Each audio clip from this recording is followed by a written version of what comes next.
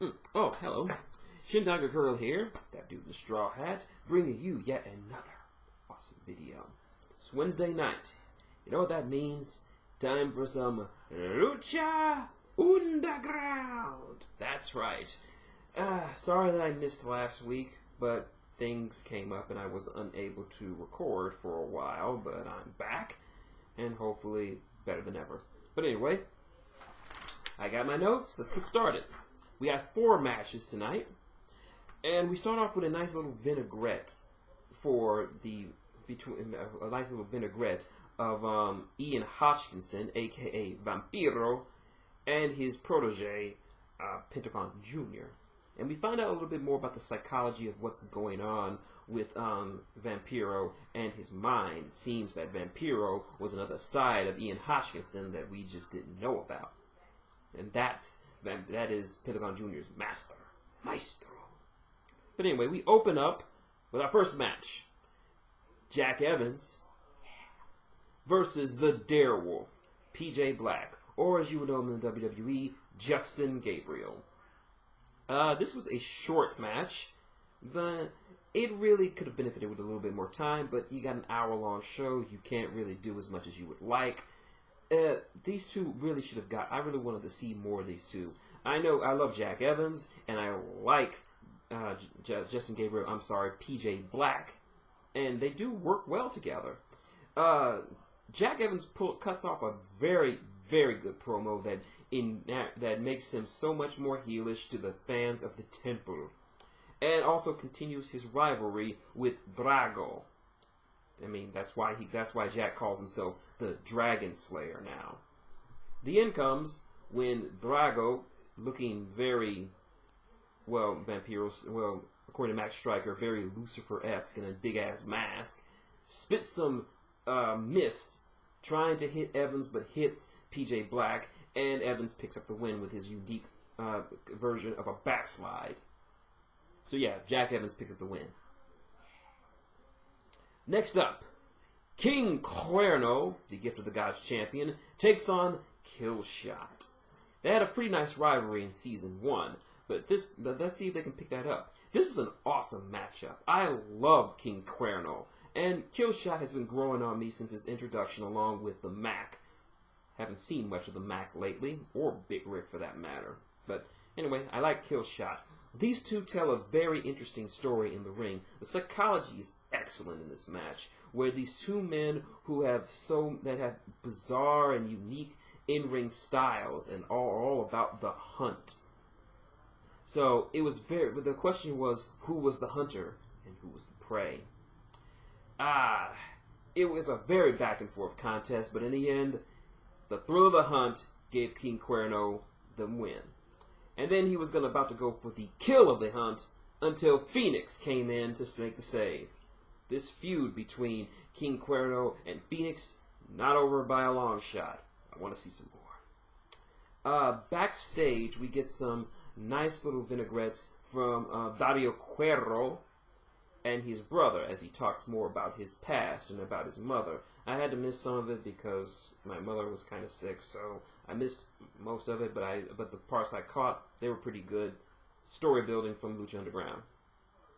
Next up, we have a gauntlet match. Tejano versus Chavo Guerrero and the crew, consisting of Mr. Sisto,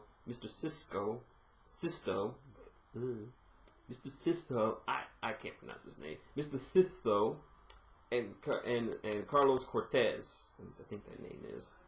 I'm not a real big fan of the crew, but anyway, this is a gauntlet match. If you don't know, a gauntlet match is where one wrestler has to take on a succession of other wrestlers in order to win the match.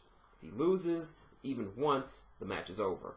So he has to take on the 2 members of the crew before he gets his hands on Chavo, who he pretty much has it out for after he betrayed him at Ultima Lucha last season. So the first person up is Mr. Sistro, and he beats his ass in under 3 seconds. Then Cortez comes in the ring, which is a much longer affair. Very interesting. Nice to actually see some technical wrestling from Tejano. I've always pegged him as a big brawler, but this is nice that I can see this side of him. I mean, I haven't seen much of him. I don't watch CMLL. I have no way to watch it, and I've really fallen behind on AAA because they don't show it here anymore. But from what I've heard, Tejano is like the man in Mexico. So he beats Carlos Cortez and finally gets his hands on Chavito. This is a very good back and forth matchup. Unfortunately, Chavo lives up to the old Guerrero adage, cheat to win. And using Tejano's patented bull rope, he allows him to get the pin, and Chavo and the crew pick up the win. But Tejano's not done with them, and he chases them to the back. We get another backstage segment with Pentagon Jr., as he seems to have some issues with Catarina and Mil Muertes that didn't win well for him. And now, on to our main event. Johnny Mundo versus Cage. These two have been building up quite a rivalry this season. They had only one match last season, but this season they're really up in their game so that both of them can challenge Mil Muertes for the Lucha Underground title. This was a classic match of a power wrestler versus a high flyer. And this was pretty, and it told a very good story. Johnny Mundo used all of his high-flying tricks, but most of it didn't work on the much bigger, stronger, and more intense Cage. This was just a back-and-forth matchup, worthy to be called one of the best matches in Lucha Underground history, and really very good.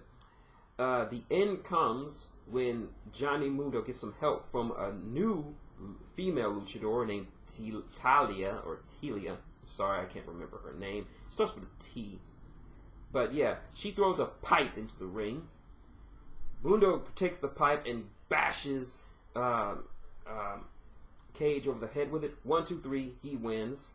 Then he and his new lady friend commence to beat down of Cage. That's right, remember, in Lucha Underground, the women can get it too. So yeah, that's how we end Lucha Underground this week. My thoughts? Another solid episode from Lucha Underground. I had to say my least favorite was Jack Evans versus PJ Black, but only because it was so short. But if there's one of the theme for this episode, it's ongoing feuds. We see the ongoing progressive feud between Jack Evans and Drago. We see the progressive feud between Phoenix and King Cuerno. We see the progressive feud of Chavo Guerrero and the crew versus Tejano, and we see a culmination of the feud between Johnny Mundo and Cage with a new addition into the mix. So there's that. Plus, we get some more mystery behind what's going on with Vampiro and what the hell is Pentagon Jr. going to be up to. So yeah, if you're not watching Lucha Underground, seriously, watch Lucha Underground. In fact, watch El Rey. El Rey is a kick-ass network. In fact, this weekend, they're showing Big Trouble in Little China. That's more than a reason to watch it. But anyway, that's my video. Like what you see? Like, comment, subscribe below. Got any questions, comments, or just want to talk about this newest episode of Lucha Underground? Leave it below. I will get back to you.